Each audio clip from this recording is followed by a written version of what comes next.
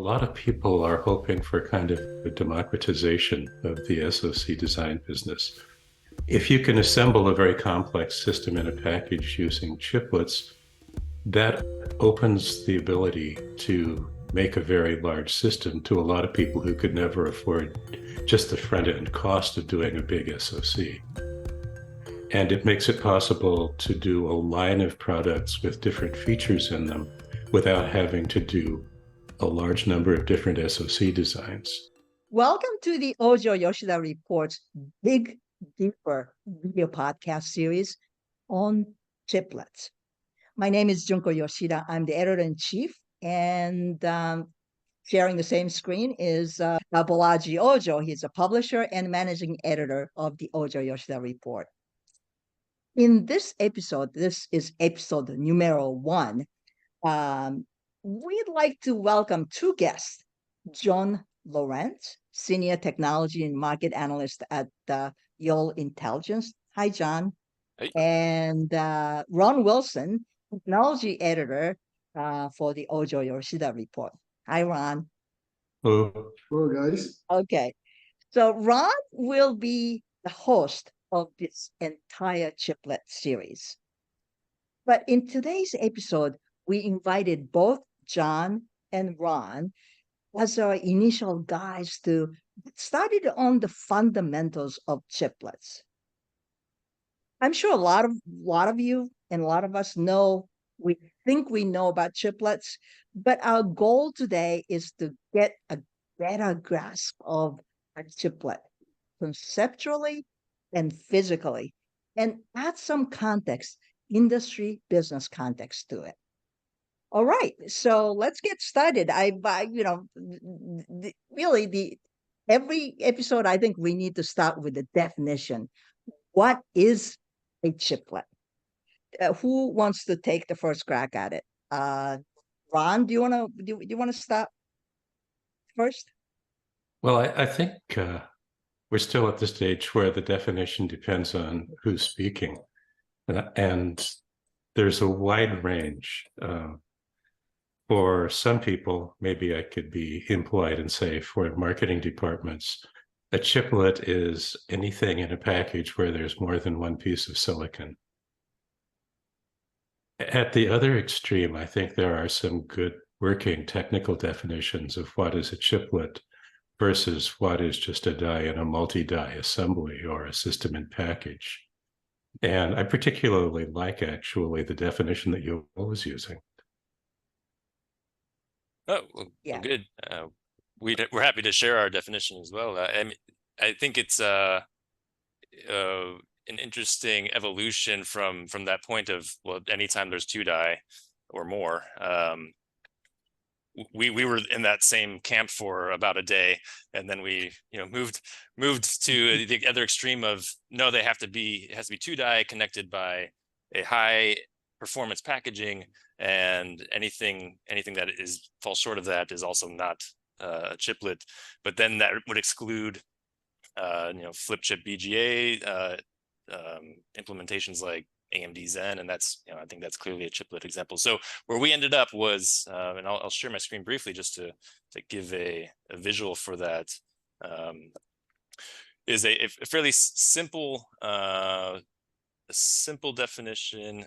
Multiple die in the same package, but we want each chiplet die's function to be among those found in a monolithic SoC. So it's really putting us in that realm of, it has to, the function has to be something either IO or cache or compute or something else that we've already seen an example of in an SoC, and so that puts us in that category of certainly disaggregating SoCs into multiple die, absolutely chiplets, or if we're bringing in like an optical IO into that's even though we don't have examples of optical on monolithic, because it's IO, then that still comes into that definition. So that allows it to be, it tethers it to this SoC example, Yes. which I admit maybe is too tethered, but at this point, that's how we see it. And One of the reasons I like this approach is that it kind of matches the history of the terms, because we've had multi-die assemblies since the early 1990s, at least. But the whole chiplet notion, I think, started with a US Defense Department project in DARPA, where they had the concept of what are we going to do when we simply can't make bigger SoCs anymore? And they came up with this notion of, well, why couldn't we have little chips that are essentially individual pieces of silicon IP? And why couldn't we have an open market in those so that people could construct an SoC on a substrate out of little individual chips, rather than trying to put everything on an enormous piece of silicon with all of the physical limitations that creates. So I think this is historically strong as well as being technically good. When did DARPA actually start thinking about that? Oh my goodness. I think the idea came up, I want to say in the early 2000 teens, or perhaps just before 2010. Right. The concept has been around a lot longer than the technology. Right. Okay.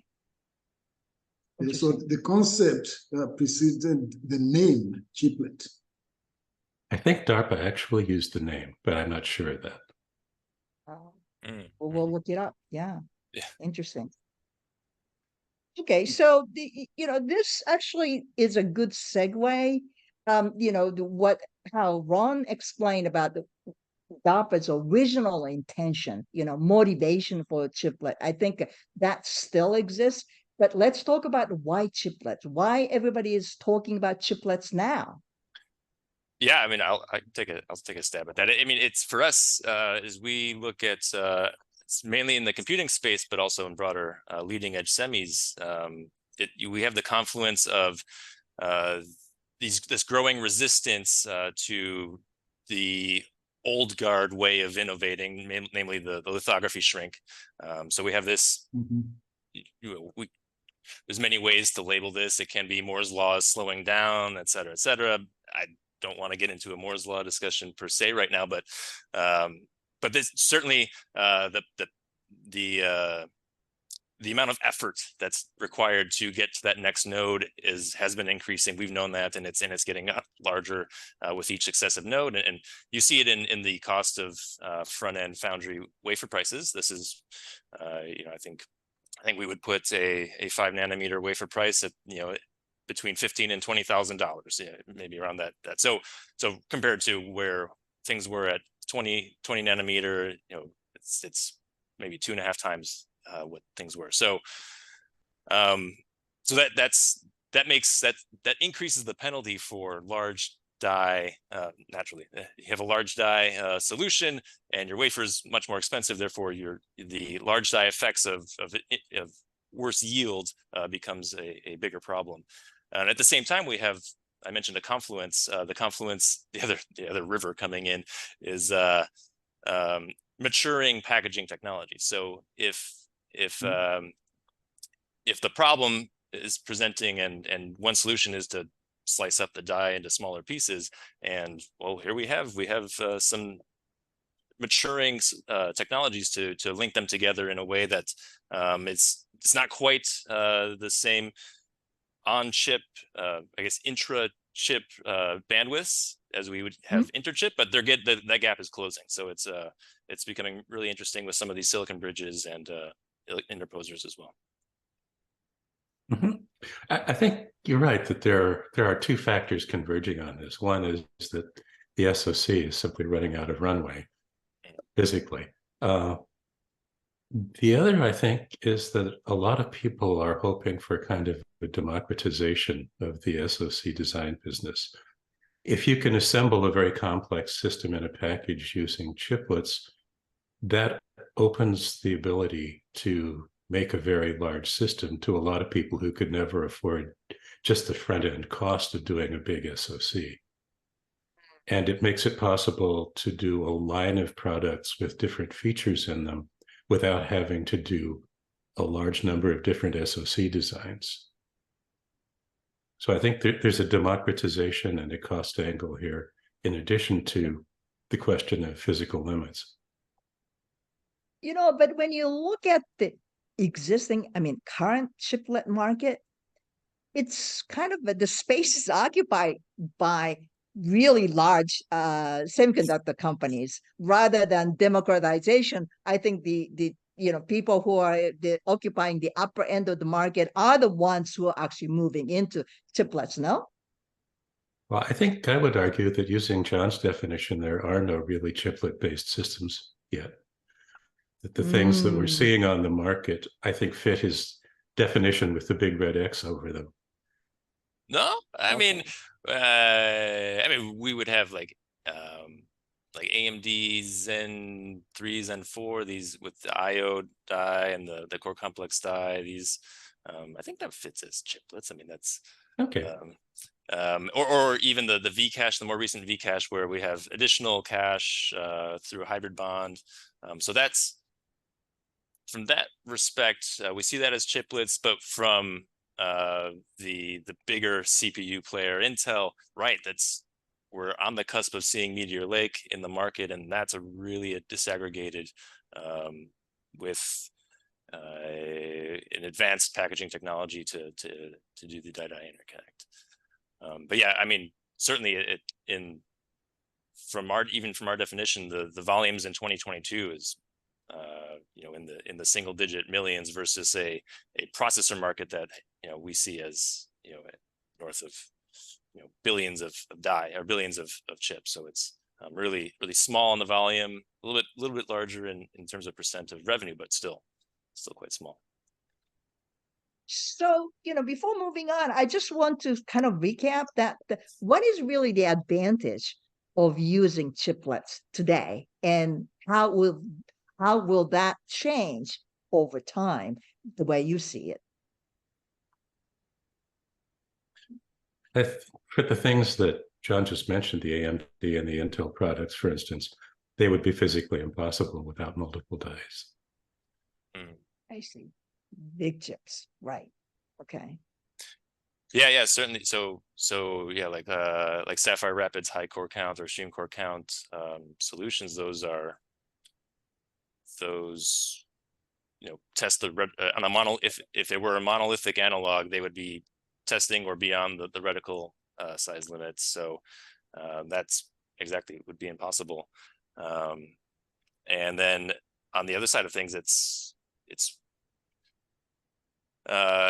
when your die is that large, you're that much more susceptible to any defect density. So if you're able to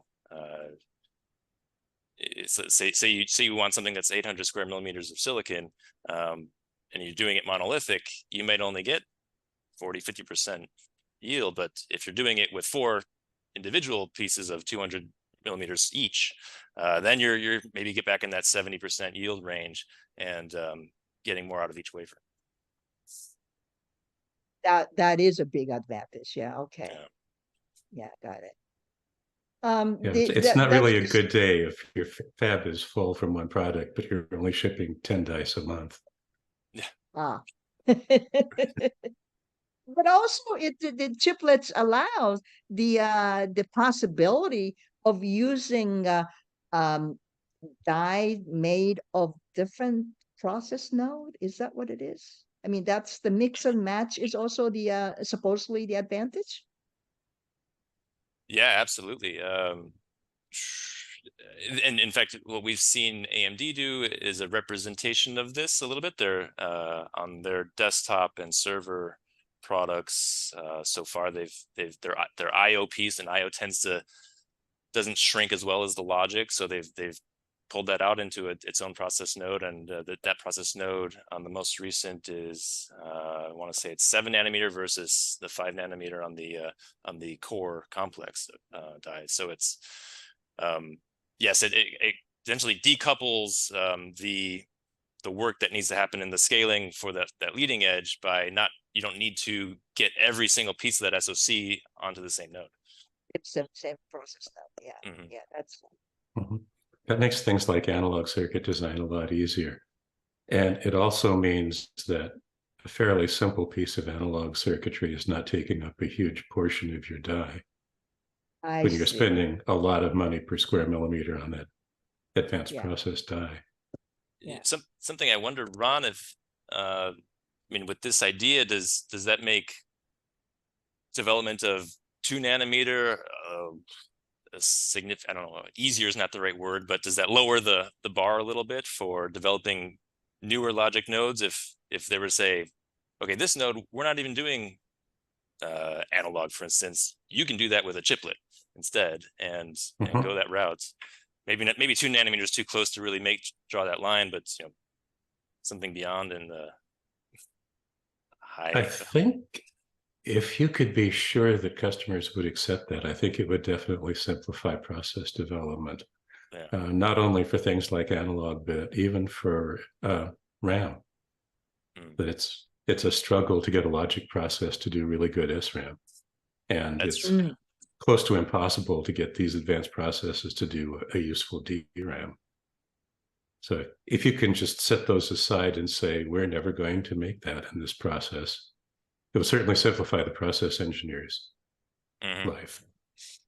Yeah, maybe that may be a bit further down the road before we reach that point. Oh, Though, we can't go in there. Yeah. Because there are problems with challenges that I see is that you're talking about sort of Lego block approach, right? You get this part of the die from one foundry based on a certain process node, and you might want to put together with another die made by another foundry on a totally different process node. Am I understanding this correctly? What would be the challenges? I guess my question is, what would be are we assuming that everybody's playing nice, or are we assuming that there are certain things that needs to be developed to make this Lego block work better? Essentially, the only thing you need to be sure of is that the interfaces between the dies agree on voltages and protocols. There's no reason each die can't have its own power supply, for instance, as long as the I/O voltages are the same. I see. Okay. Yeah, and looking at what I was seeing from the UCIe at Hot Chips, I mean, that's the main reason this organization exists, is to standardize that interconnect. And if they have an agreed upon beachhead width, then depending on whatever the ball pitch of the one die to the next, they only need to adjust the depth into the die of that interconnect area, and then they can work with that from there. So it seems, at least from what I was seeing, it seems flexible to the extent that they're thinking of this as these don't need to be the same process nodes. The ball pitches don't need to be the same. So okay, very good. So I might be getting ahead of myself, but we talked the couple of companies' name dropped in terms of those who are dabbling into the chiplet, and I'm kind of it's to me it's kind of still confined to the area of big chips that are needed in places like data centers, not exactly application processors and smartphones type of thing. So I'm just I'd like to get your feedback in terms of these, chiplet technology. What would it take to trickle down the chiplet technology to many other applications? That's the $100,000 million question. What we looked at Yole, we first approached this question from a standpoint of, I mean, obviously the big die are the ones first going towards chiplets, as you said. But we asked, all right, well, where is that point? At what point does it make sense to be chiplet versus monolithic? And so we developed a fairly simple cost model that just lets a few factors be variables, and we solve for what is that crossover silicon area, essentially. Yeah. And what you see is that at a the kinds of factors that that certainly put you into that realm of, well, chiplets make sense at maybe 500 square millimeters and larger of die. That's at high front end wafer costs. That's fairly high chiplet enabling costs. So to do chiplets, you need a little bit more extra silicon area to enable the interconnect, and that packaging technology is going to be typically more expensive than your monolithic flip chip, perhaps. But as those factors come down in terms of the maturity of the packaging cost, as that becomes more mature, those costs come down, and as the front end wafer cost goes up, both of those factors push that crossover area lower, meaning more processors, more products out there become better candidates for a chiplet approach.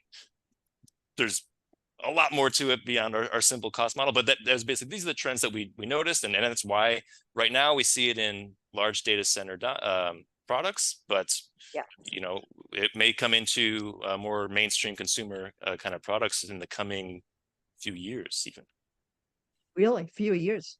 Oh. Well, I mean, for one instance, I mean, we already have a consumer product. I mean, so we mentioned AMD. I keep bringing them up because they've done a lot with it lately. But like the Vcache is an implementation of extra SRAM right on top of the logic die, and they've seen really good performance out of that. Okay. You could imagine something like that coming into it, like an application processor could maybe see. I see. Oh, interesting. So in a space where they're not space constrained, but they're space constrained, but they're not pushing up against reticle limits or anything. Smartphone processors are 100 square millimeters roughly, typically. But if they want to maybe double their cache, instead of going to 120 square millimeters, maybe they do some sort of hybrid bond right on top. Oh, okay. Could be so that could be a strategy. All right. Yeah, I think there are a couple of other issues that could either accelerate or push out the timeline. One of them is test technology, that it's sort of an unspoken given that using chiplets effectively means being able to start with known good die. And that's not really a solved problem yet. As far as I know, for instance, Intel with their 47 chiplets on their GPU is not saying a word about their final yield. Because it's a geometric kind of problem. You have to multiply the yields of all the individual dies together to figure out what's the best you could possibly do on the assembled package. It's not clear to me that we really know how to drive yields on each of those chiplets down well below or well above 99%, so that we can start getting commercially acceptable yields on the package. And the flip side of that is there are some real challenges in testing the final assembly, because once you put all those things together and encapsulate them, a whole lot of the internal state of that thing is not going to be accessible. So the chiplets have to be designed not only to be testable individually, but to be able to self-test when the testing system can't get to them anymore. So there's some interesting challenges there. And another thing I think that could potentially make chiplets a lot more attractive a lot sooner is supply chain disruptions. If you take TSMC out of the picture as a supplier, for instance, in a worst case scenario, suddenly everyone really likes the idea of chiplets, because that's the only way you could build a large system, basically. Yeah, I see. There's suddenly alternatives you can go with. And in fact, today we are pushing China into that corner, where their only way forward may be a chiplet kind of approach. So chiplets can open the door for China then, right? Potentially. Potentially. All right. I'm sure they're acutely aware of that. Yeah, I mean, you don't need you don't need EUV to enable those more back-end innovations that are needed to. Right. So Exactly. You mentioned testing. I just want to delve into that a little bit because it actually speaks to the supply chain. Who is going to do the testing? Who, how much responsibility of that is, the OSAT people, and how's the responsibility of foundries, designers, assemblers, testers? Are these responsibilities going to be actually really uh, change because of this or no? I mean, from one perspective, that's one more reason why we've only really see chiplets come from the fully internal developed way, because you don't have to solve the problem of who's responsible for what if it's all internally sourced and internally designed silicon. But that's I mean, certainly as it opens up to a more open chiplet marketplace, whose fault is it that the final packaged product didn't work if you sourced So, 4 different suppliers on the components? And if you have a third-party assembly and test house. yeah, that's so you think that all these OSAT people are up to speed dealing with this advanced packaging for chiplets today? I mean, so right now it seems it's TSMC, it's Intel, ASE is doing some, and I saw that that UMC is looking to boost their interposer volume. I saw that. So, but I mean, certainly others are capable of flip chip BGA kind of installations. But if we're really focused on 2.5D and 3D, it's not expanding beyond that much now. So that's one issue is that this highest end packaging technology is somewhat consolidated at the moment. It's a fairly expensive front-end investment for an assembly house, for instance, to get this capability and get down the learning curve, isn't it? Mm. Yeah, absolutely. You're bringing in more front-end processes into a realm that's which is why it's been like TSMC and Intel are in that spot, because they have the expertise on the front end able to do those things. And yeah, and I remember just to pick a case in point, Intel started talking seriously about their buried interconnect bridge, EMIB. I want to say 7 or 8 years ago. And we're just seeing it in product. So this isn't a throw the switch and start selling stuff kind of technology. Yeah, that's true. Yeah, right. John, will you be able to share some of the Yole's prediction how big the chiplet market is going to be, if you have any stats or any projections? Sure, I'll speak to it a little bit. So Okay. what we're focused on in this chiplet space, and admittedly, there's some potential for chiplets outside of this space, but focused on generally the processor market, and our 4 main pillars within that are CPU, GPU, application processors, and FPGA. And we see among all 4 of those, there are some small examples. The examples aren't small, but in volume, they're small examples of chiplets already. The biggest being in CPU. And so right now, in last year, we saw at most 5% of units on total being chiplets, Okay. and 1% of GPU. So it's looking at, and really it's generally AMD, and it's a little bit of Intel, like Ponte Vecchio, coming in as these early ramps on some of those. AMD's done a little bit more on more recently on chiplet designs for GPU, where the memory cache die is separate from the graphics die, and so those are so we're clearly heading in that direction. It's just the big guy, NVIDIA, still seems to prefer this monolithic approach. But they're not dismissing chiplets. They're just saying not yet for now. But as we take things forward, if we were to see with Meteor Lake coming later this year, it's going to be quite an uptick within the CPU space. Sapphire Rapids is already out and coming in, and then we expect that we'll have to see something we expect from NVIDIA later on in GPUs. Not to mention that we have at least one example of a Chinese GPU.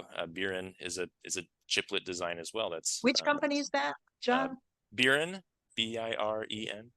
Oh, BIREN, right. Yeah, they I know they presented at Hot Chips 2022, highlighting their design, and then they shortly thereafter met with regulatory challenges, and they weren't able to source TSMC anymore. But if and when they figure that out, then they'd be an option for a domestic Chinese acceleration. I see. Anyway, so taking all that together, we're at overall percent of units at, I said 5% of CPUs, but overall processors is like 1%, just because the FPGA and APU pieces are so large in volume. As we get into revenues, that's more like 3% of 2022 revenues attached to chiplet-based products. Yes.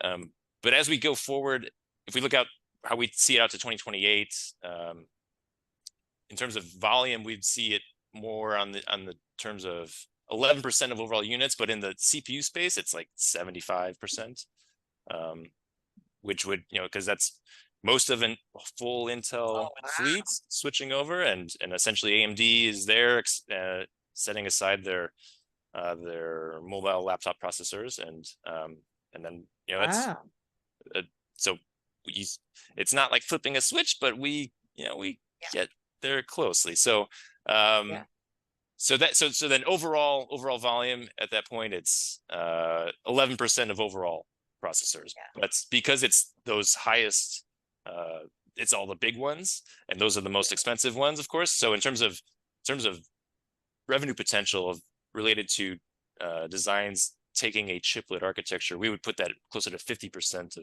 of processors, with 80% of those being for CPU.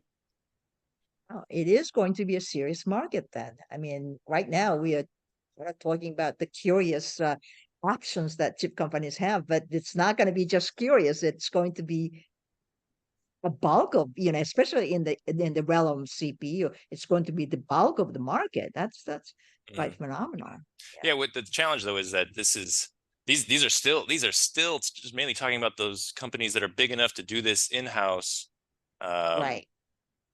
It's AMD, it's Intel, we believe eventually NVIDIA, and on the APU side, I would expect Apple and Qualcomm to be the first movers on something. And so those are the companies that could do this. But what we're also talking about is the democratization of the SoC. That's I would put a longer runway on that. I see. But the reason that's interesting is another.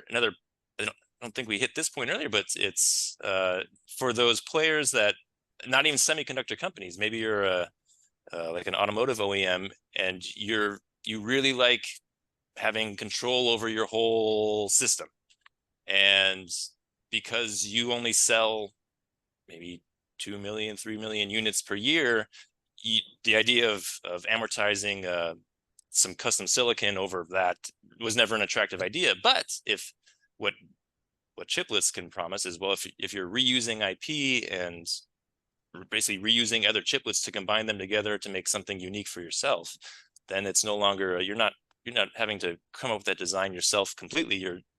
You've already someone else has blazed that trail for you. That's a very good point. I think automotive definitely actually we are going to have one of our guests in this series, a gentleman from IMEC working on the automotive initiative and chiplets. So I think that would be really interesting to watch.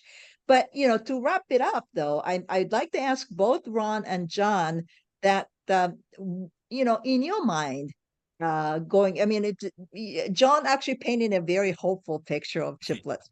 In your mind, what are the really, if I have to ask you three biggest challenges to make chiplets from dream to reality, what are they? What are the three things that stick, stand up in your mind, in your mind? I'd say So go ahead. just kind of chronologically, as John mentioned earlier, we need the standards for interconnect between chiplets to solidify so that somebody can design a chiplet and put it out on the open market without wondering if they've got the right interface. The second thing I'd say is we need to have an industry-wide agreed solution to the known good die problem.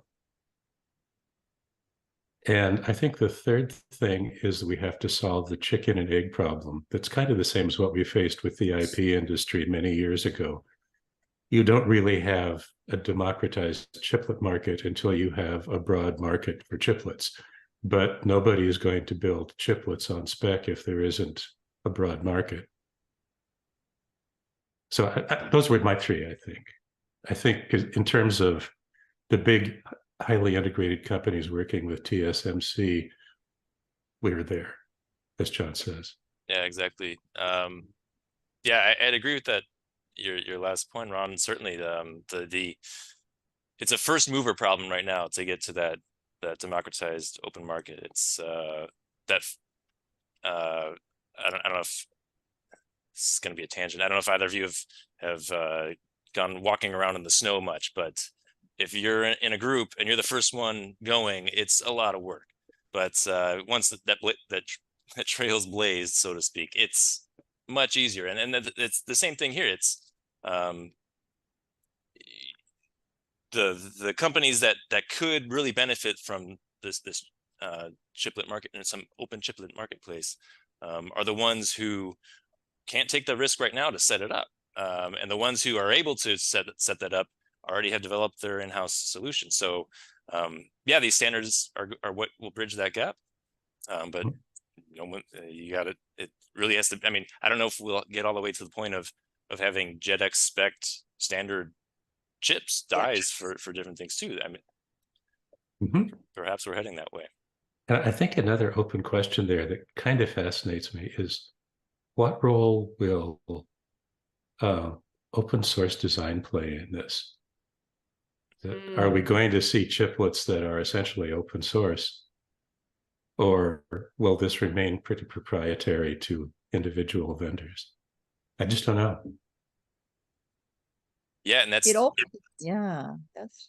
I was going to say that's the part of the first mover problem is, so whoever does get out there first, they're going to want to set things up in such a way that they at least share that risk or spread it around or get paid on the back end.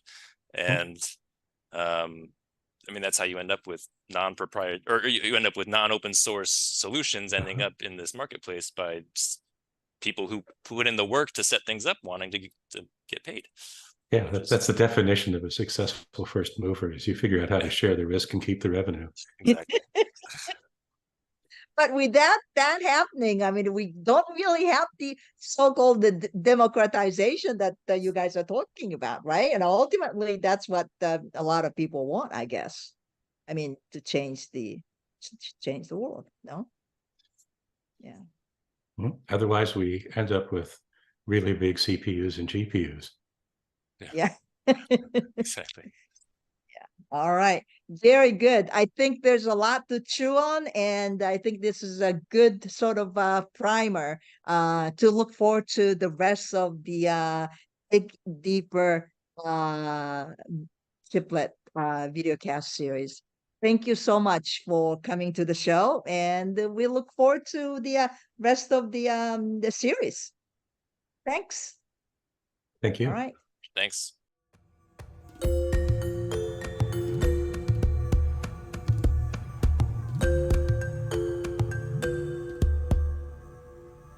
Chiplet-based multi-die systems are taking the industry by storm.